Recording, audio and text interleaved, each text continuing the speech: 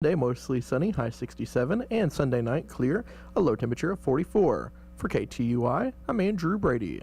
KTUI time is 10:05, and the current temperature is 61 degrees. I'm Sam Scott. It's a beautiful day out, blue sky, and 62 degrees here at airtime, and wow, what a great week we've had. About 4 and a tenth or 2 of rain in the last 10 days, and what a blessing that is and will continue to be. It's got things livened up. It knocked most of the leaves off the trees here in our part of the world, but deer hunters will probably, well, some will like it and some may not like it, but anyway, things are greening back up here, and I kind of thought the grass growing would be over and done with, but sure enough, there are green sprouts there, and it certainly revived the pastures enough to hold together the fall growth that has been there.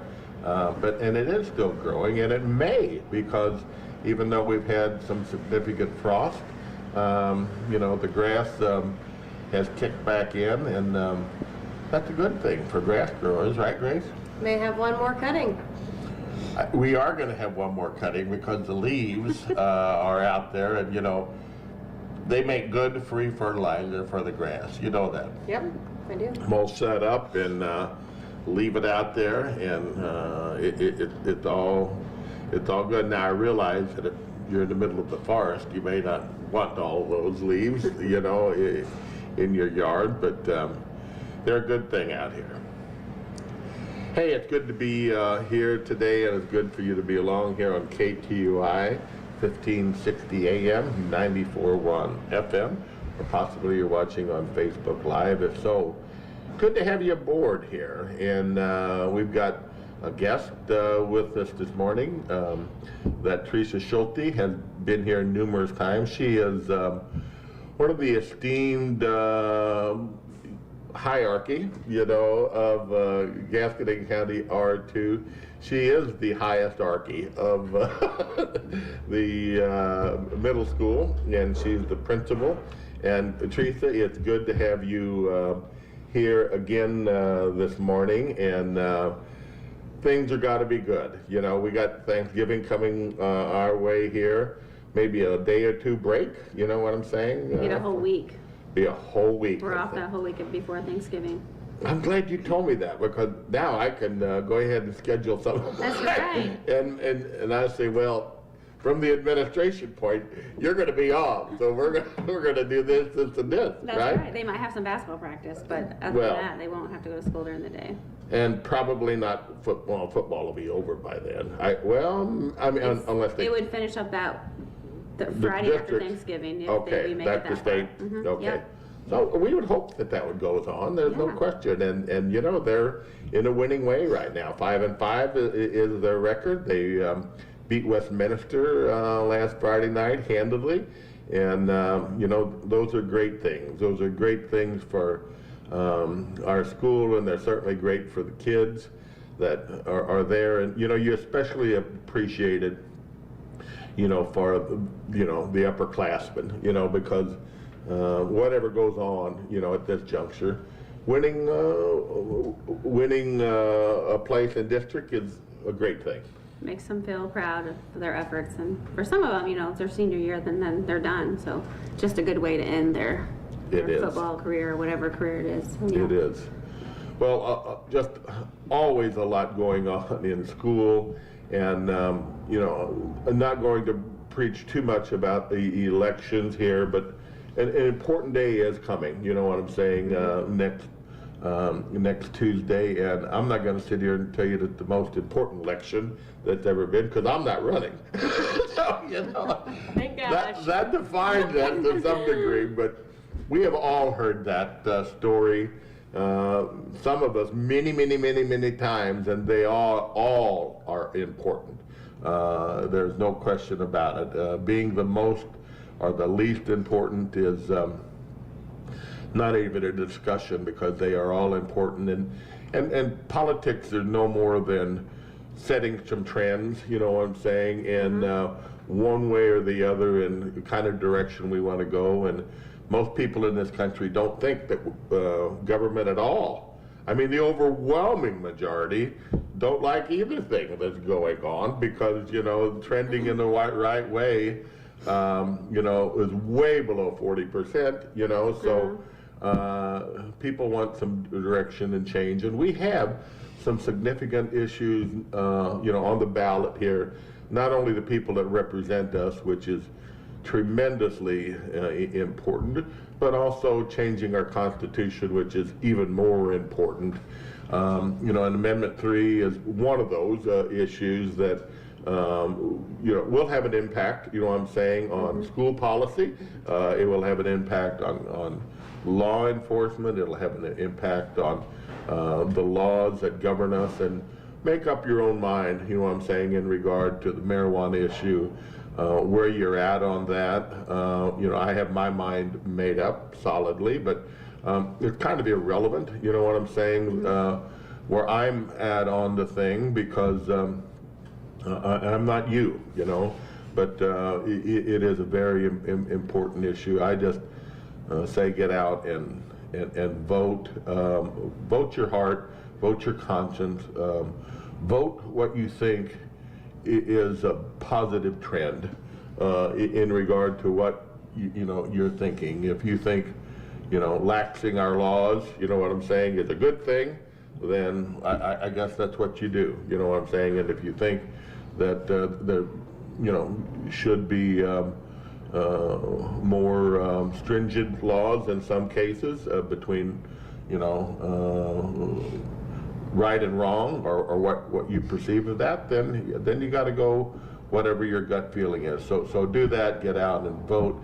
And the other question that had been questioned me a lot is in regard to, and there is I don't even remember what proposition it is, but a constitutional question is on the ballot too.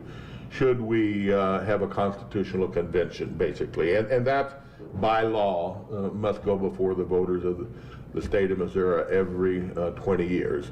And that would be a significant thing. I mean, to, at this particular time, to call and question, you know, and put on the floor and open up, you know, basically what you do, open up the Constitution of the state of Missouri.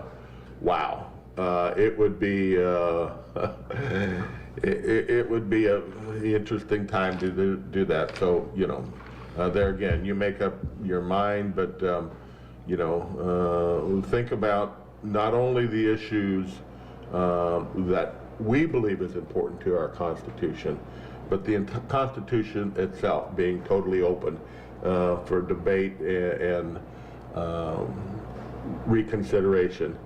Big issue. So, you know, think about the consequences of that. And you teach those things, Teresa, right there at Gascon County R2 School.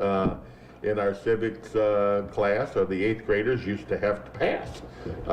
Do they still? They still have, yeah.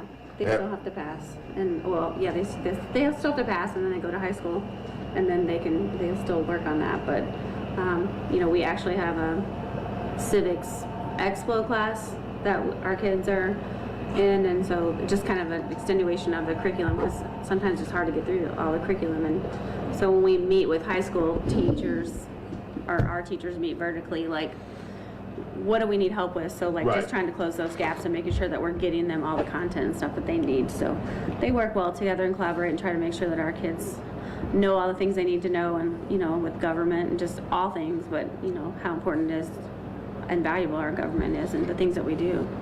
You know, I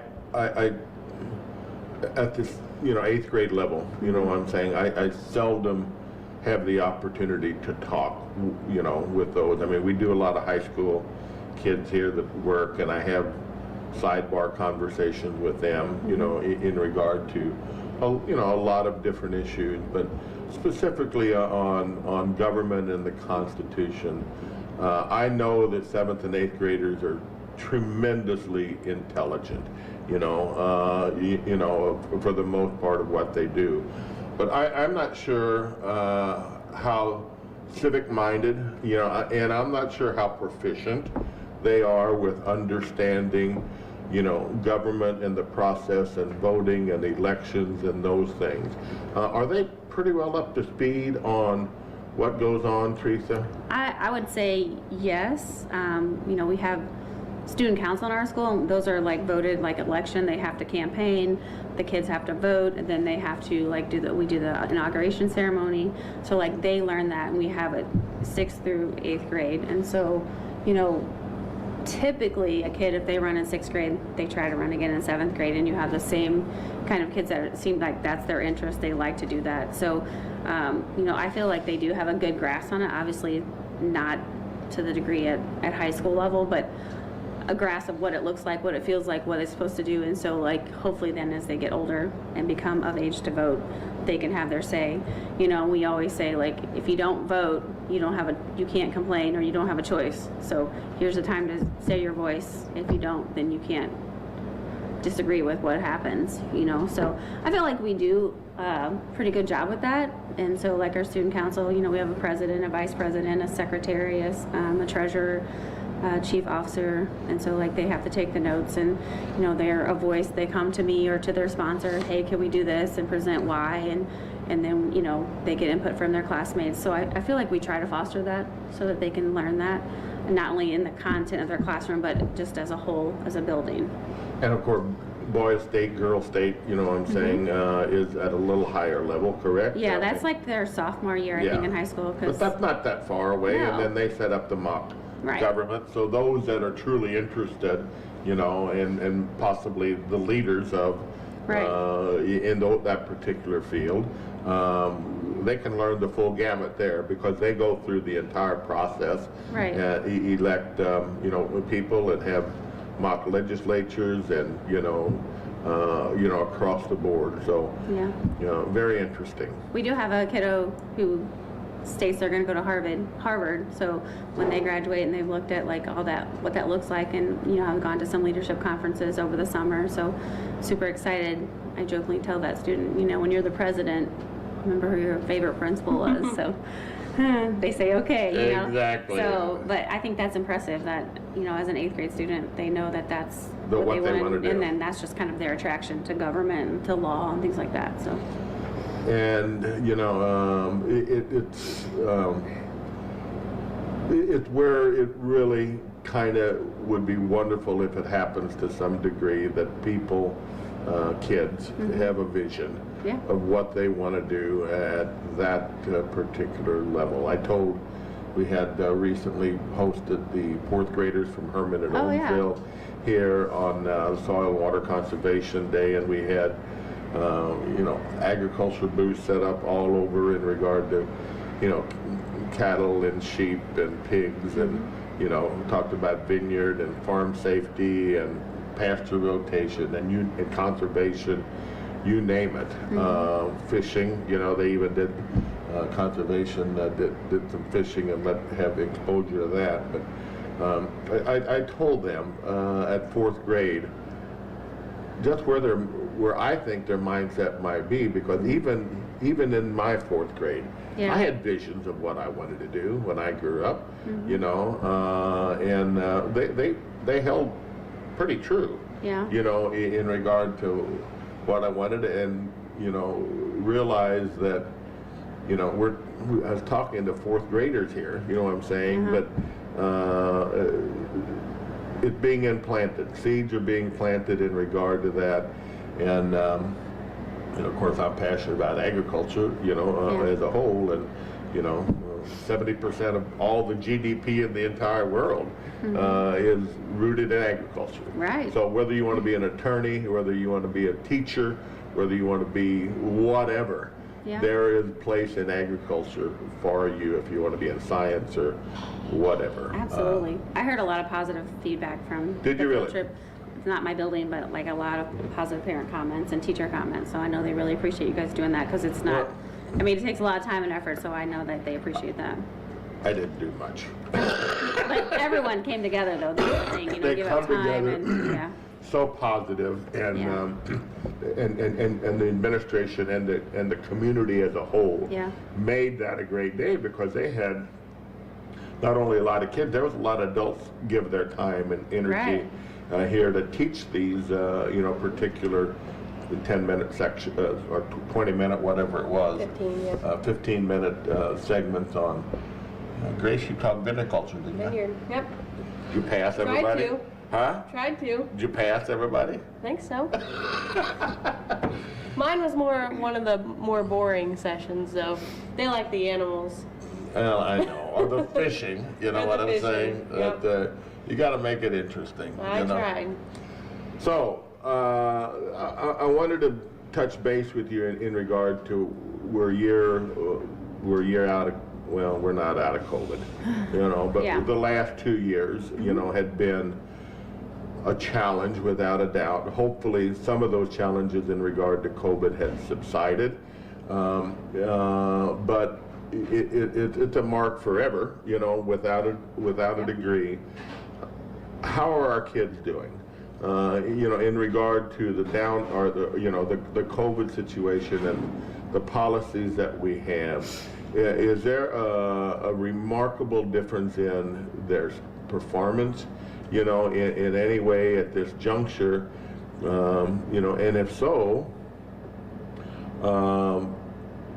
at what age, what I'm saying, it seems to be most impacted or less impacted, by the policies in regard to that. You need to go? That's my alarm for like lunch duty is gonna be coming soon, so. Let's go eat! So that's what it is. Yeah, we've seen a lot of just impactful things, like a lot of, I don't know, trauma, I guess, just because, we were so restricted and kids didn't learn a lot of things like transitions. They weren't, just kind of like the carpet was ripped out underneath them. I would say overall as a state, our kids are performing lower academically, according to our results from the state. Most of ours are above state average or right at the state average, but the Commissioner of Education has said that overall the state is performing lower, but that's what they expected based off of, kids being home. Did they really do work? Did they not, because parents were trying to work and just dealing with all the sickness and, people had deaths and people had all kinds of things and not able to maybe process that. But we have a lot of mental health, a lot of mental health concerns. A lot of, I think, kids don't know how to respond appropriately to things. And so it's been a challenge because, you want to teach kids and help them, but at some point in time they also have to be accountable for their actions and what they do and say. So it's been hard, and I would say like the 8th grade class in particular, just because they were the group of kids that they were in COVID. They all of a sudden, they missed out on the transitions of their middle school years, like that whole spring, and then come back, and then we're still in a lot of restrictions, and then now, we're kind of fully don't have a lot of restrictions. Like we can use the water fountains now again, and Right. kind of back to normal. So it's kind of like you just open the gate, and now they just don't know really sometimes how to respond to the freedoms, I guess. The mark has been made on them, you know Yeah. what I'm saying, in regard to, the change on how they did things, and they are, especially, I would think, younger class, you know what I'm saying, younger kids, those marks and those rules that have changed dramatically, still have a significant impact on them because, I think to some degree, the portion of your life, if you're a senior, you've lived 18 years and whatever, and you put, last year or two, you know what I'm saying, in that mindset of according to what life is. But somebody that is in first grade, or kindergarten or first grade, it's a third of their life, that has been impacted by this new paradigm and whatever. So And that's such the results are significant. going to be different. Right, it's so significant at a young age. Like you have to get those foundations all that stuff. So I'm sure that, I mean, because I see middle school kids, so, you know, that's why I reference to my kids, but I'm sure the elementary kids too, like, because the reading and the font, you know, you have to have that daily practice, and parents will tell you, I'm not a teacher, like, I don't know how to do this, you know, and so it just has made it hard, you know, because it had stressors to their home life too, and then trying to separate the school and the home, and then it's just, right now I feel like it's just like it's been a big rubber band all balled together, and now you're trying to pull that apart and Try to put everything back in its spot, which is Do you hard. think as a whole that, you know, and my assumptions in regard to the first and the senior aren't, you know, they're just discussion points, because I do know too that the younger they are sometimes, the more able they are to adapt, Yeah. you know, to some changes though. But as a whole, do you think your grades, you know what I'm saying, in 7th, 8th, and 9th, you know, as far as their test scores, fell more than those at high school, or the younger primary grades? I mean, overall, Or have you just as looked a at- whole, I think we're pretty consistent. Like, as a district, I mean, we did fall a little bit, but we're pretty still consistent with where we were like the previous year, and then we didn't have MAP scores, you know, so a bit lower than before COVID. But, you know, I feel like we're making gains, and our teachers are, you know, busting their tails to do that, and parents are too, of course, because they help out at home. But I feel like middle school kids, like, it's just such a transition time for them. Yes. Like, there's so many things going through their head, and their bodies are changing. It's so hard. So, you know, for them to wrap their head around academics whenever they're like having emotions of their friends, or something's happened with their family, or, you know, like, that's just hard. It's hard anyway, but when you throw in taking school away, and you throw in not being able to be with your friends, and so I feel like potentially that it had a pretty big impact on my middle school kids. There's no question it's had an impact on everybody, Yeah. you know, and it's still a current political discussion, you know what I'm saying here, you know, and discussions are necessary, don't misunderstand me, Right. but, you know, you know, it's a political motivator, let's put it that way, for people, however they feel about this thing, to you know, get out and voice their opinion through the ballot box, Right. in regard to how they perceive or how they thought things were handled, you know, one way or the other, and that's a good thing. I never want to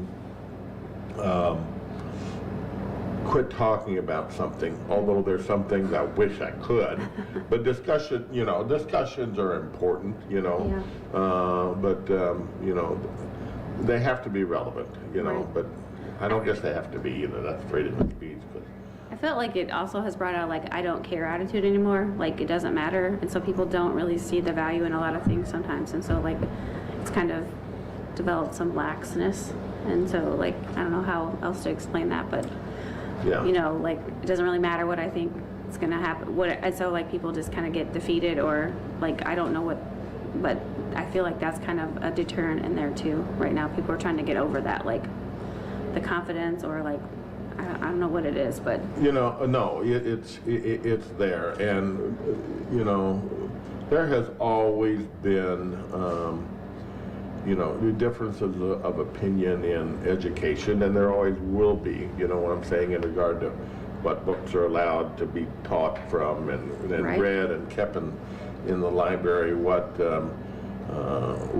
code, you know, is there, you know, for to have a society, you know, that is being able to get along, you know what I'm saying, and being able to unify in regard to the most important things, you know, that America stands for, Right. and those are freedoms and freedom of speech and those things.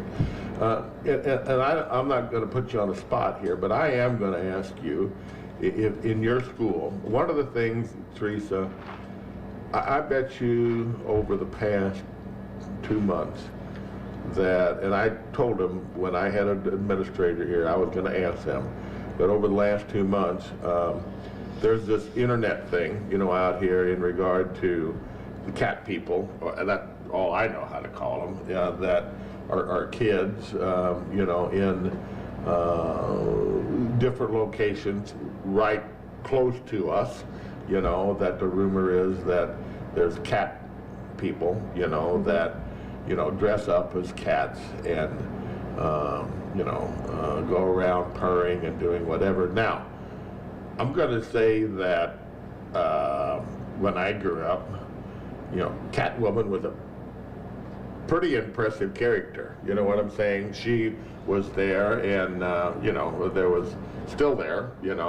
And she was an impressive character that, and there's a certain shock value. Believe this or not, I'm going to shock you now. There's a certain shock value in the youth. You know what I'm saying? A lot of times in regard to what they are trying to rebel against, and those particular things. And I think we all have to keep those things in context, because I had a permit at one time, which I'm not sure why. I don't know if it was shock value or what exactly that it was. And I wore plaid suits, and, different kinds of things that, was kind of grew my hair longer. That was choices. You know what I'm saying? That was choices to make. But I'm going to ask you point blank is if there's anybody in your school that you're putting kitty litter boxes in the janitor's closets and feeding kitties or kids, in bowls on the floor. Are we doing that in your school? No, they're referred to as furries.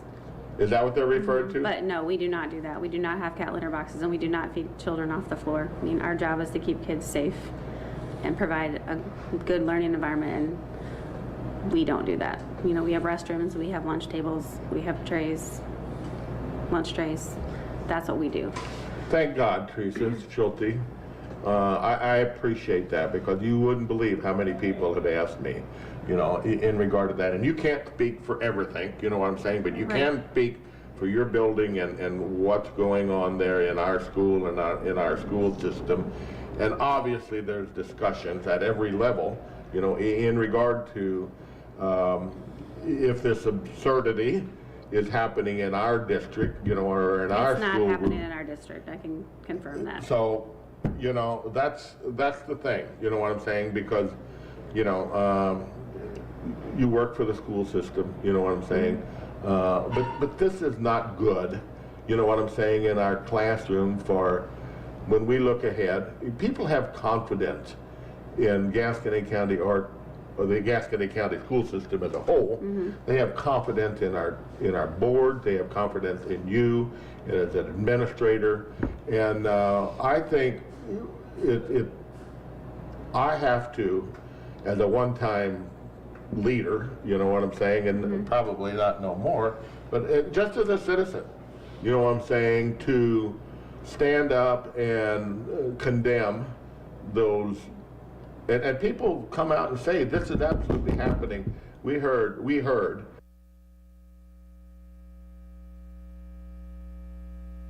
That this is absolutely happening in Owensville. Whether they're my friends, you know what I'm saying, and they are, you know what I'm saying, or whatever, I have an obligation to say, are we doing it, and bring people accountable if we are, why are we doing it, and have that particular discussion. So I'm proud, you know what I'm saying, and I stand with you, and I know it's I know it's absurd, you know what I'm saying, in regard to a lot of the stuff that you have to deal with, you know, and I don't like it, but I'm not going to talk about all those other, you know, particular gender issues and whatever else that, you know, of course I think they're about safety too or whatever, but, you know, that are kind of not normal, that you have to deal with constitutionally. But you don't have to deal constitutionally that I know of by doing an unwise, unhealthy thing, you know, but like putting kitty litter boxes in the coat room. I guess they don't have coat rooms anymore. Janitor rooms or wherever, Yeah. and feeding kids on the floor. You know, Yeah. that's absurd. We're not doing that, no. And I hope there was furries. I hope there was furries dressed, you know, in Halloween. You know what I'm saying? And I'm sure there was, because Yeah. that's part of the shock value. But Well, I've heard that from other schools, you know, have rumors, you know, that's happening. I can't speak for their schools, but I can confirm for sure we are not doing that, and we are not providing those things. well, we can start from there, and I'm proud of that, and I absolutely appreciate you. I know it's putting you on the spot. I know it's whatever, but that's what leaders do, and you know, you probably get some clawback. But anyway, so there's you know, a lot of other things going on at school. There's no question about it. We got Thanksgiving coming up. Veterans Day next Friday, we're having assemblies at our school, so that's important to highlight our veterans, so. Of course it is. I've seen that on at Lyon, you know, or Campbellton Oh, School yes. when I come back from Washington, and what a great day that is. And you know, the veterans. There's a lot of connectivity there, isn't there? Yes, You know? they do.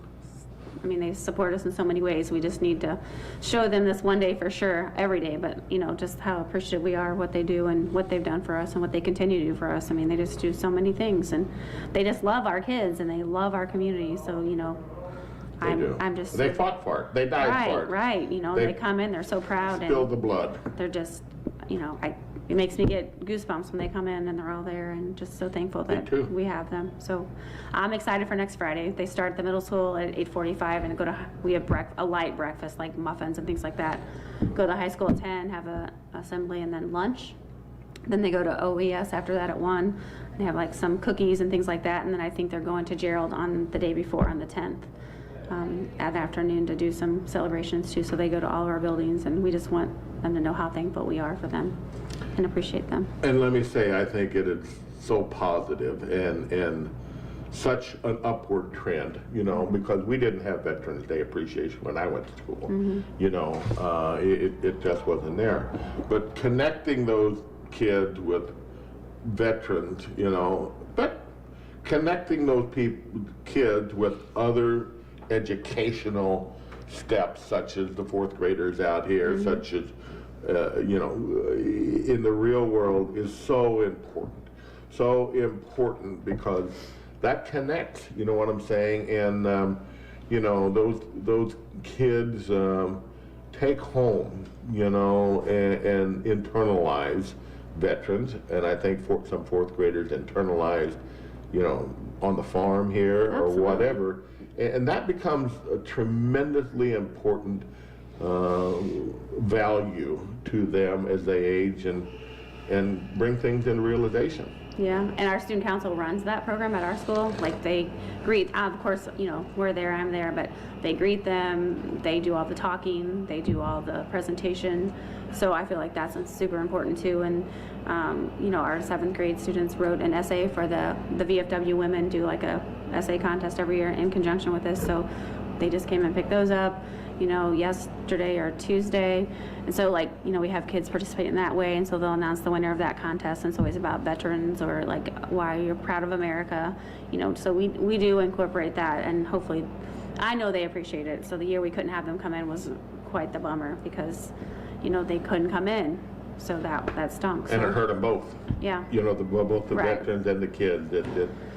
So we're excited to have them back. So that's next Friday. Yep, the 11th. And it's not open to the public, you know what I'm saying, necessarily, but those veterans, you know what I'm saying. And their families could come. And and veterans' families, because obviously they're all very much part of you know, the sacrifice that you know that you know, veterans make. And so that's next Friday, and then we got a little break for Thanksgiving coming up. Yeah, we go a week after next Friday, and then we're off a whole week, and then we come back and get ready for Christmas. And we're getting ready to do Operation Christmas too at our schools. I know all schools participate, but like we do a coin war. So last year, what? a coin war. So like kids will bring in coins, like quarters, dimes, nickels, pennies. So last year we did it by class, and we had a competition who could bring in the most coins, and we add up the money. And so last year we raised almost $3,000 from the middle school to give to the Helping Hands outreach program. Really? So instead of having to pick up canned goods, we just gave them a check and they were able to go buy what they needed. So we're going to do that this year, but we're going to do it by grade level. So like the grade level that wins, and the class that won last year got to go bowling and have pizza at the bowling alley. So we support the community. You know, I feel like our kids, we do a lot of great things. Sometimes we forget about those great things because we focus on these, you know, 5% of these other things that get in the way, but we do need to celebrate our kids and our teachers because we have so many good kids and so many great families. So I just want to throw that plug in there because we do. Like we have a great community, and I raised my kids here. And you know, you guys are Grace's back, and your kids are here. I tried to raise mine here. But I'm just super. So it's an ongoing process, just so It you is. know. Yes, it is. You know? I'm super proud of what we all just collaborate and team and help each other out. So. And we too. There's no question about it. We're proud of our school, our area, our district, and we want it to perpetuate. That's There's right. no question about it. And you know what? Just looking at the trends as they are, people love our area, and you know, every week there's somebody here that wants to come to Gasconade County, wants to come to Central Missouri to raise their family, to retire, to enjoy our lifestyle. And that's about as good a compliment as we all could collectively have. Yeah, I feel You like know. we get about 1 or 2 new students every couple weeks. They Yes. move to our area, so it's amazing because they'll come from like Texas. We've had Sure. some from Texas, or from like Minnesota, or I'm like, what made Well, and you know, we're lucky to have an employer here that has a big footprint and have committed a lot. You know what I'm saying? Right. All of our employers, all of our small business and large business are committed here, and you know, it takes an awful lot for businesses. I shouldn't say this, but Gracie don't show me this kind of stuff, but I kind of looked at. She let a paper lay out the other day about, you know, payroll. You know what I'm saying? And I don't know how many people was on there, but it was a page and a half of people, and you know, there's a lot of commitment made by every business. You know what I'm saying, to try to do well, and we're fortunate to have businesses that take risk and invest in our community. Yeah. You know what I'm saying, Absolutely. For job creations, and you know, that's all excellent. I was at Pioneer the other day, and I just kind of asked, you know, I probably shouldn't have said it, well, whatever. You know, how things were going, and the truck business is through the roof. Yeah. They can't keep ahead. And they told me there's 6 new homes starting in November in our area. That's pretty good. Yeah.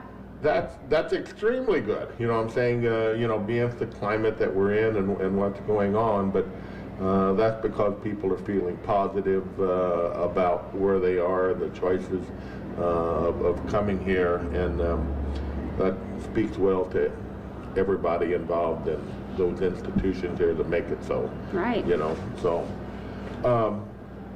So, you know, you've got a lot of testing going on, and the quarter ends when? The quarter ended on October 17th, so we're in the second quarter already. We So had parent-teacher conferences the 28th, 19th, and 20th, and so we had those, and, you know, pretty good response. Parents can come into the building again. You know, before, like, for a while we couldn't have them come in. It was all virtual and all phone call stuff, but they can come in now, and so we had that, and then Christmas break will be the end of second quarter, so we're fast approaching first semester, and then after that, we map test in May, 1st of May. We have also kinds of diagnostic testing we do to kind of just keep track of our kids, and some intervention programs, but everything's kind of in line and things are going, and Good. you know, we have reading plans that we have to implement, and there's just a lot of things that teachers do that if you don't work in a school, you don't really realize what happens. And that's with any business though, like you don't see all Yeah. the digging in the ground, the planting, you know, and Right. you just see the growth or the outward bloom, but you don't see all the hard work it takes to get there. Which quarter of the school year is the most challenging in regard to your opinion? I mean, I know they're all challenging, but you know, you come off summer break at the first quarter, you got to get reorientated. But then, you know, second quarter is kind of disruptive. You got Yep. some downtime there and whatever. The third quarter is, boom, hit the books, you know, it's a cold outside, and, you know, more energy, and then the last one is people are kids. Excited, yeah. So, I say third quarter is the hardest for kids because you're right, it's winter. There's not a lot of things they can't go outside. Well, they can, but it's different than, Right. you know, and they can't stretch, you know, and their parents, you just get cabin fever and they're just like, oh, there's no breaks. Really, there's a few breaks, but there's no breaks. So it's like, you know, books after books. And so I would say for us, third quarter is always, I see is the hardest for kids. Like that's when you see like some dips in grades or some, you know, it's just that you got to find that grind and dig in and get going. And once you get to fourth quarter, it's like, okay, we're over the hump now. We can slide down the hill and we can make it. So I would say third quarter is the hardest. it's interesting, because that probably is for me, you know what I'm saying? That's, you know, December or that January, February, March is a long time on the farm sometimes. You know what I'm Yes. saying? Days are short and work is long, and you know, It's cold. it's cold and cows calving, and there's always rain, and it's the way life is. You know what I'm saying? You Right. look forward to spring shoots. It's a season that spring is not easy. grass, But there's no question about it. yeah. Well, you got Thanksgiving coming up. We got veterans. What else is there on your portfolio? I know sports play a big, Yep. active role. Where football may be winding down to some degree, but basketball surely started here. you Boys know. basketball started on Monday, and did. middle school boys basketball, high school boys basketball, girls basketball, middle school wrestling started on Tuesday, high school wrestling started on Tuesday. So right now we have overlap of football and basketball and wrestling because some of those kids do all of those things, and our kids can do multi-sports now. So some of them literally are doing all of those things. So You can do football, basketball, and wrestling. yeah, because you can do like two sports. So if you could run, you could play softball and volleyball. But they got to work that with coaches and with practices and games. But Pretty so cool. that's coming up, and then volleyball for girls will start at the end of January, and then track will start at the end of February, and then And I think that's a good policy, in all honesty, especially at a certain age, for them to be able to experience different sports, you know, and you know, appreciate the growth that each one of those particular sports bring to an individual. So I think it's very positive. Well, we're going to take a little break here on KTUI, 1560 AM, 94.1 FM. Or Facebook Live, and then we're going to come back and talk with Teresa Schulte some more here in regard to the holidays coming up, and there's always some pretty neat activities and Christmas parties and those things that parents need to prepare for, and we'll go to Halloween a little bit too and see how much emphasis that the kids put on Halloween, which I know is a bunch. Fun holiday. Fun holiday It for is. kids. It is. All right, the Gerald Elementary is having a chili supper and penny fair Friday, November 4th, tomorrow from 5 until 8 p.m. For more information, you can call 764-3321. Gerald Lions Club is having a Veterans Day We're having a parade bingo coming Sunday, up. November 6th. we're having a bingo. Parade lineup at Main and 2nd Street will start at 1 and the parade will start at 2. Refreshments will be available, hot dogs, funnel cakes, and bring your own lawn chair. This Friday night at the White Mule, we will be serving steak, Italian cheesy chicken, beef kebabs, shrimp, and country fried steak from 5 until 8:30. Saturday, we will do pizza, wings, and hamburgers from noon until 5, and then our steak dinners after that. Sunday is all you can eat pan-fried chicken and roast beef from 11 until 3:30. That is all I have today. That's it. Well, going into the food season, right? Mm-hmm. I It's mean, always food The season. food season is always upon us, but it's always on me. There's no question about it at all. But well, Teresa, what else do you want to touch on in regard to what's going on? Well, we're having a black light bingo coming up in January, like as a fundraiser for middle school.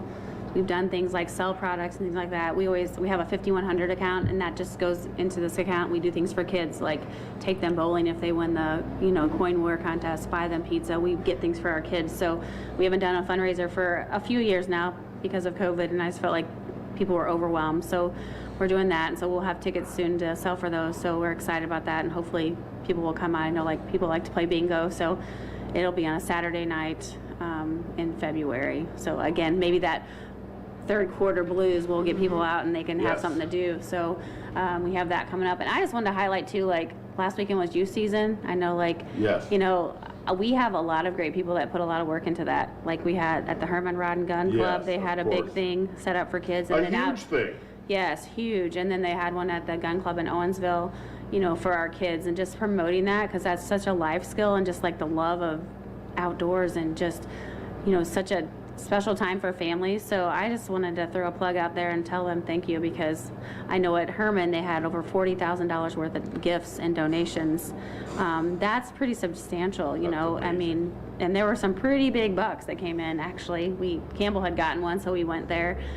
Checking it in, and there was one that scored 174 and something. Wow. So, and they give out great prizes like gun safes and gun sleds and, and guns, and, 40 grand worth. that's a lot. So, I just think that they deserve They do deserve a plug for round investing in our kids. because that is at the core of our value system here. And I remember going, a few times when they used to have a wall game dinner at high school, and it was amazing how many people would come out for that wall game situation. I mean, aunts and uncles and relatives all the way through and through that support those kind of things. They were all there for their kids, supporting them in regard to that, and that's as good as it comes. And there was some amazing bucks. We was at church Sunday, and everybody was showing kids pictures and whatever, and I said, I think it's time to have an old man hunt. Let these youth, how about that, Grace? Let these youth take we old men out, and show us where how to do this or what they're doing, because their skill set is pretty amazing. There's no question. But their parents are way more proud that their kid got it, and they're just when you watch them, they're all just beaming because mom is proud, the kid is just super excited, the dad is super proud, because that's their kid, son or daughter, and so it just develops a special bond that you can't ever take that away. So that's super important. So I'm thankful for. That's just one example of the things that happen here. So and then one other thing that I wanted to highlight that I should have talked about earlier was we have a new program at our school. It's called Tech Starter. And so Mr. Rick Hardy's the teacher, and he works at the high school a few hours, and he works at our middle school. Yes. And the career, he's the only one in the state of Missouri that has a certification. So I can't speak to what they're doing at the high school, other than they're going to be set up some screen printing and things like that. But they have just dove in, and they built these ovens out of cardboard boxes and cooked pizzas, and put the foil in it. So kids are and they had to develop a blueprint, and they had to measure, and just come up with the things. And right now they're building this space where it's called the Mad Lab, and the kids had to design it, and so now they had to clean it, and they stripped it down, they're painting it, just really taking ownership of it. So I'm super excited where that's going to lead us. This is kind of the pilot year of it, but our kids, for kids that don't really do well academically, when I say books is not their thing, but this is a chance in the middle school level they can get their hands on that. So I'm super excited about that, and just want to throw that out there because And Mr. Hardy has a phenomenal skill set, you know, in regard to this, and it's elite, you know, because he's the only one in the state of Missouri, Yeah, correct? yes. That has certification to do this and teach it, and it's kind of a prototype, you know what I'm saying? Right. That people are watching how much good will come out of that. So there again, our school district is leading the state, you know, in regard to a lot of, you know, different things, and that's phenomenal. Just like we did with achieving a national award in Right. regard to school safety. People are looking, people are watching, and nothing more to help the esteem of our area, the kids, you know, and the district in regard to having those kind of portfolios, you know, to talk about. So it's all, you know, great stuff. There's no question that Yeah. it has lasting impact on just about everybody. You know, there was a very important bill that passed last year in regard to how the state divides their money. You know, and Dr. Hardy and everybody at Owenville did a good job, you know, looking at the modifier, you know, and basically the bottom line was that the state apportioned money, their money in regard to the number of kids in a district, but also the income, you know what I'm saying, of the district and those particular things. So St. Louis has a higher dollar modifier than Gaston County. Well, our district shared, you know, in Franklin County, Yeah. and we were paid the lower modifier. So through due diligence, you know what I'm saying, and a lot of work, we got a higher modifier, you know, come from the state, and I'm fairly sure we were going to put a lot of that investment back into teachers. Have we did that, or are we doing that? Yes, I mean, definitely, you know, that's something, whether we would have gotten that or not, but Dr. Hardy and, you know, Dr. Garner too, I have to give him a plug. He started that dollar modifier value thing, did a lot of groundwork. Yes, he and did. she was able to, you know, complete the task, but, you know, they did raise all teacher salaries to the recommended $38,000 for new teachers, and they raised certified raises or salaries. So, you know, that's something that's really important to the board. We have a great board. I'm so thankful for all the things Me they too. do. You know, they get paid a lot of money. Haha, just kidding. They don't get paid. But they, you know, they pour their You know heart and how souls hard in they it. work? Heart and soul into it. Yes, I do. It is amazing to me because, you know, they'll come out here, you know what I'm saying, in the evening a lot of times for, you know, workshops, you Right. know, that they have. And they stay, you know, till way late at night, you know what I'm saying? And sometimes I think Gracie just gives them the keys, right? You know? Lock up when you leave. You know, and I just, you know, accolades to them because they're trying, and there's so much information right now that they have to get their arms around, you know, and trying to make good policy decisions. But if anybody ever seen the packet, you know, that school board members have and have to familiarize themselves with and be accountable for, Right. every meeting, it's That's a lot. tremendously amazing what they have to do and what they have to go through to prepare themselves to make good decisions. Right. I mean, they do. And so I'm thankful for them. And our cross-country boys, I got to tell you this too, they won first place in every single meet they participated in this year. And so I'm just super proud of our cross-country boys and our coaches too. They're my inspiration. Man, and if you think cross-country is easy, it is not an easy Oh my sport. God, can you imagine going out here to, you know, mud, snow, and whatever? I mean, I used to run one time in my life, and it's tough. Yeah. Very You know. mental. Oh. Huh? Very mental. It's all mental, you know? I know, but Yeah, I totally agree with you. There's no question. Yeah. Well, Teresa Schulte, it is a pleasure. Thank you for It's always having a me. pleasure to see you and for us to discuss things that are going on in our school. It's important to all of us, and we just appreciate having people like you. Thank you. There that we can reach out to and talk to and inform just what's going on. So bless you. tell everybody there at school hello, because there's a lot of very good things going on, and we'll continue to be so. And we will see you soon. Okay, thanks Have again. Have a good Thanksgiving. You too. And have a good little, although you don't get no downtime. You know, I'm sure Dwayne makes you do all the stuff at home too, don't he? You know? There's wood to cut, you know, and all kinds of stuff, yeah. So, but, you know, that's part I of a know. good balanced life, right? It is good, part of a good balanced life. And, right, Grace? Absolutely. I had that balanced life cutting wood for up to 2 years ago. Yeah. And now We you need got to the get to it, balanced too. life, you know. Okay, God bless you. We will see you next week. Good Lord willing, and let this beautiful weather continue. And we will see you soon. Happy week to you. On the ballot all across America. We can't ignore the impact this is having on our country. It's damaging